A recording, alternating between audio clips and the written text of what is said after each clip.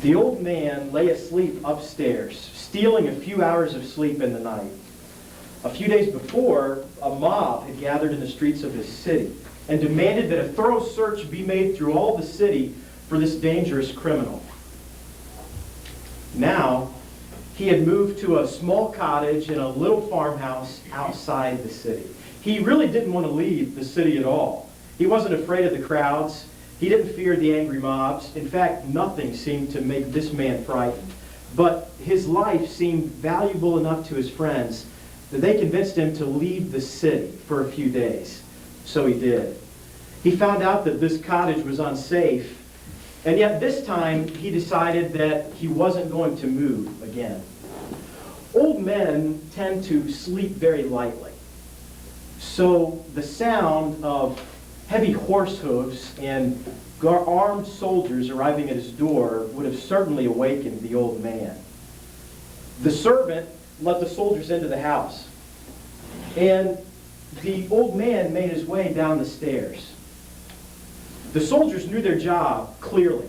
Their responsibility was to bring this man back to the city to face the proconsul, and there he could either deny his faith and live, or he could keep his faith and face a certain death. The soldiers were probably surprised when they saw that old man, Polycarp, standing to greet them as they entered the house. The bishop of Smyrna was not frightened at all.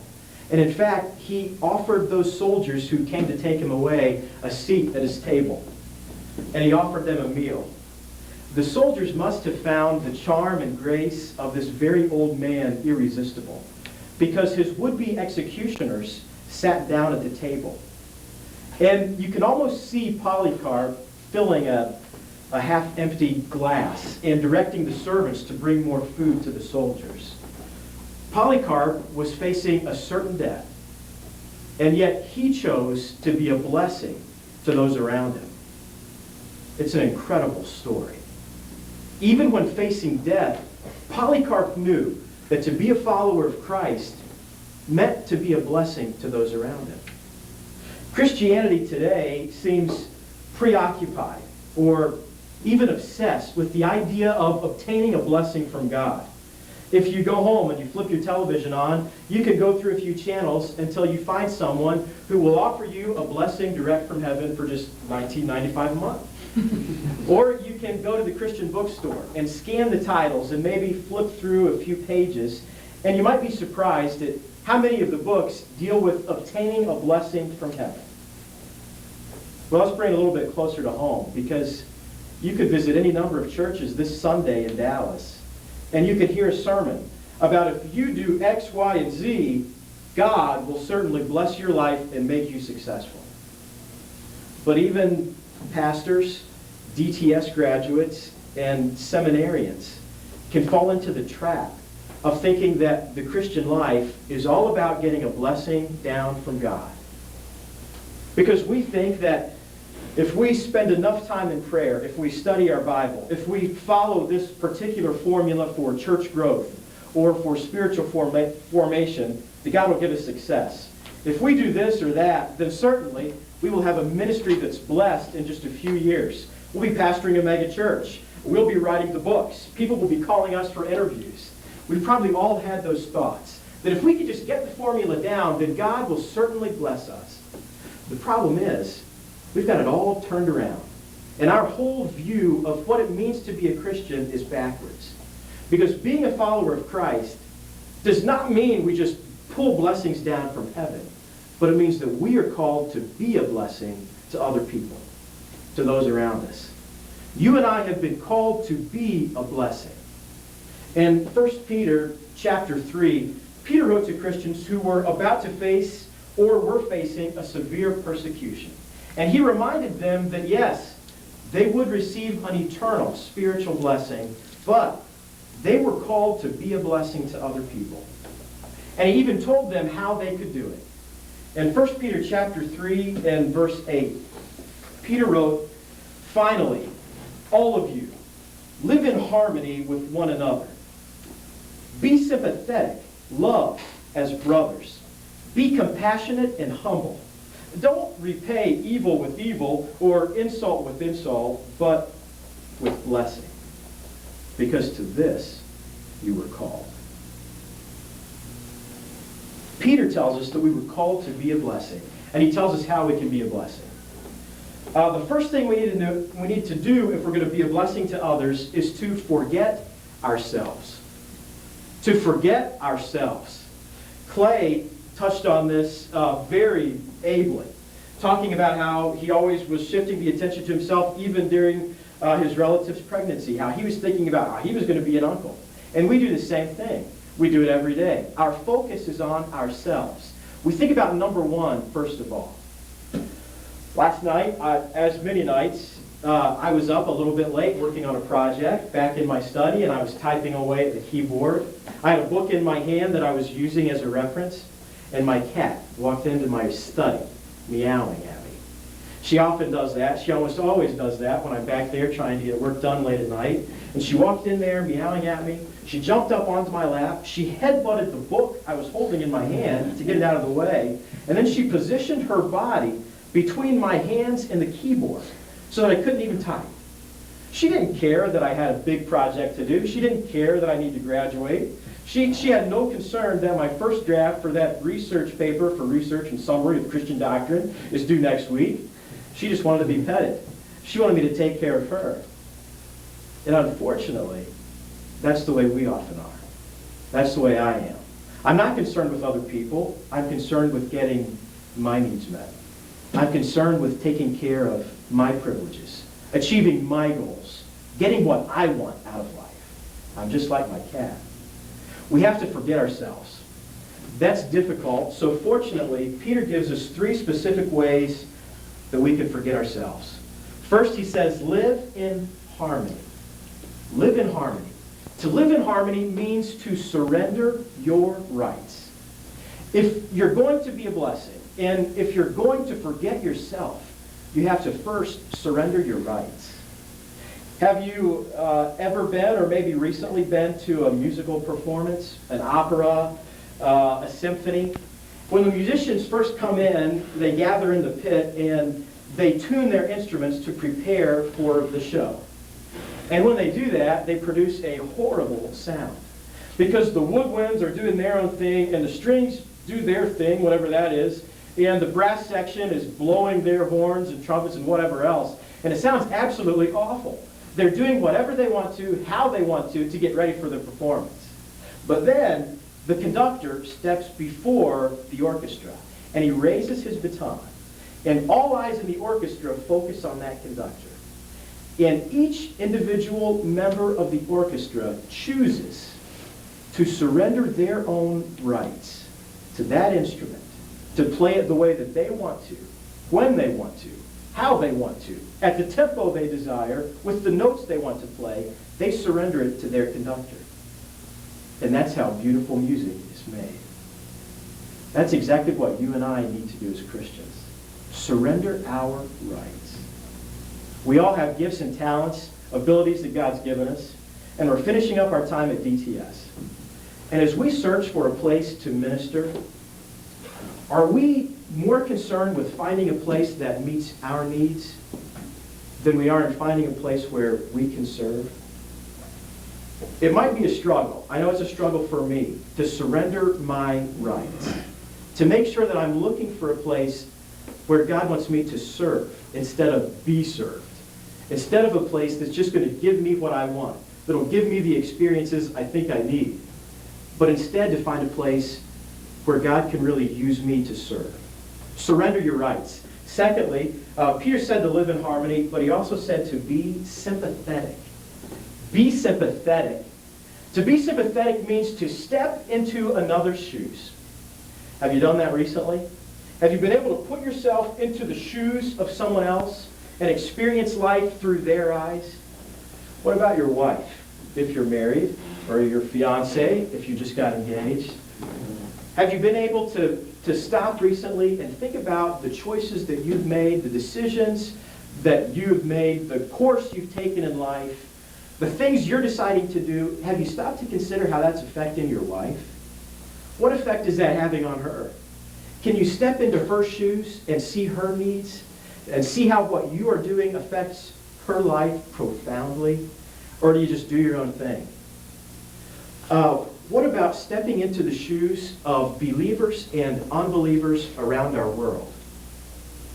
We live a very comfortable life here in America.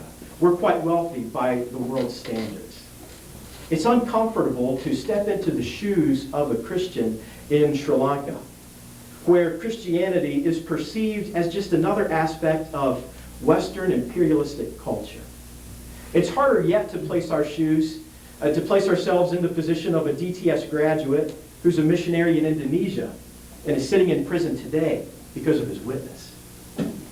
It's uncomfortable for us to put ourselves in the position of a child in Africa or maybe Brazil who's never heard a clear presentation of the gospel. But if we're going to be a blessing, if we're going to forget ourselves, we must step into the shoes of another to be sympathetic. Third, if we're going to forget ourselves, then we have to surrender our rights. We have to step into another's shoes. But then Peter said, love as brothers. We have to struggle for the benefit of our brother. We have to work hard for the benefit of our brothers. Brian's sermon nailed that point about struggling for each other. Not being so concerned with our own interests, with what's good for us, but for the interests of our brothers. That means hard work. That means we're willing to ask difficult questions of those who we're close with. We can ask the questions that create an uncomfortable and prolonged silence, and we can deal with it. And we also answer those questions that touch areas of our lives that we'd rather not deal with, that we'd rather just avoid. I appreciated what Brian had to say about that. We all need to be a part of that and struggle for the good of each other. If we're going to be a blessing, then we have to forget ourselves. But also, secondly, we need to shift our focus on others. Shift it off of ourselves by forgetting about us, but then shift our focus directly to others. Peter, in the last half of verse 8 and then verse 9, gives us three more specific ways that we can shift our focus directly onto others. At the end of verse 8, he says, be compassionate. Being compassionate means serving other people. Compassion is a coach that demands that we move. It demands that we get off the bench.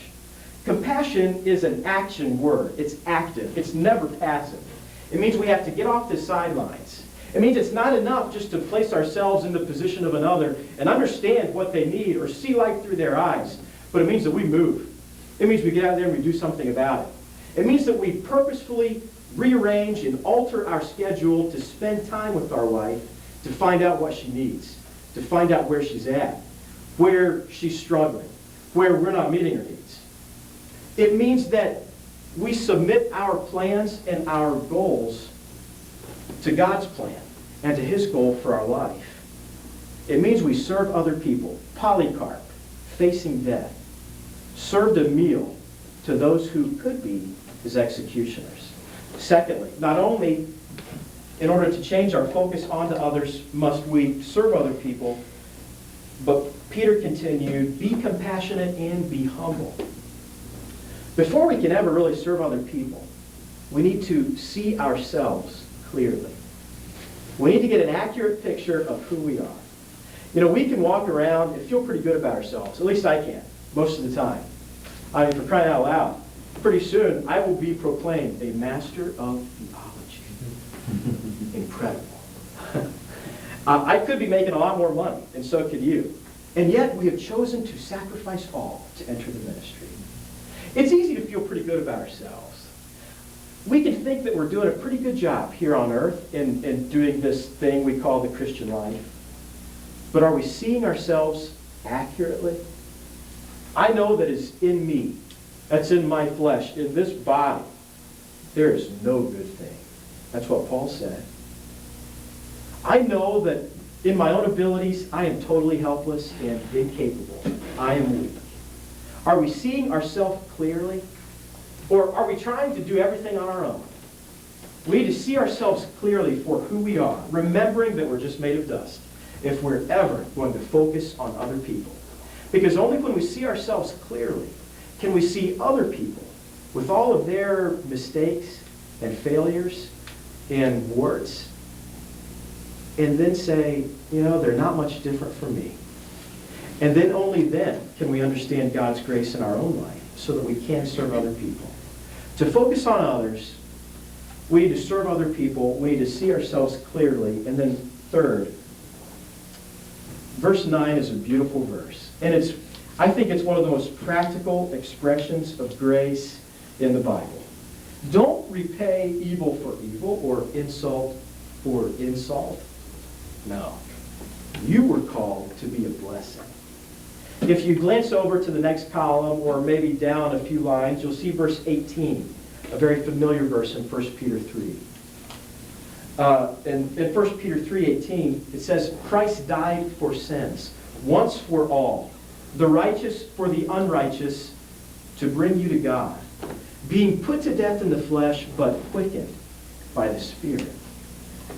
Jesus Christ on the cross was the embodiment of God's grace. He showed us what God's grace means in dying on the cross, in sacrificing himself for us. That is what we've been called to do. We've been called to lay down our own interests, to lay down our own goals, not to respond to insults and cursings and misunderstandings, not to respond to our enemies in the way that they treat us, but to respond to them with grace by sacrificing ourselves to serve them. Polycarp, after he served those soldiers a meal, was taken back to the city of Smyrna and stood before the proconsul. And you're familiar with the story. The proconsul offered Polycarp a choice. He could curse Christ and swear by the genius of the emperor, and he would live. He could die in his full old age. Or he could face the fire if he chose to hold to Christ. And Polycarp's response was beautiful. He said, 86 years have I served him, and he has done me no wrong. How then can I blaspheme my king who saved me? We've been called to be a blessing to other people. The life of Polycarp was truly a life of blessing. Because consider this. If Polycarp and others like him in the 1st and 2nd century had not been willing to die for their faith, where would you be today? Where would Christianity be today? It would have faded away into the larger, broader culture. It would have become part of all the other religions.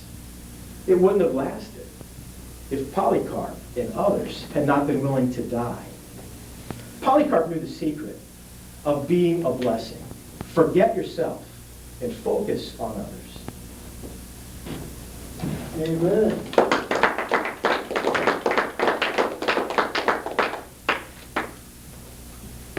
Nice job, Tim. Titus? Not Timothy, but Titus, the next book. Good piece of work. You have got the most engaging smile as you preach. It works so well for you. You communicate warmth, you communicate pastoral care. At the same time, you've got a high level of credibility and authority as well. Your delivery is working very well for you. Your very nice logical approach to the text, you walked us right through it. Just one time, when you were working in subpoints, and you were in your first section, you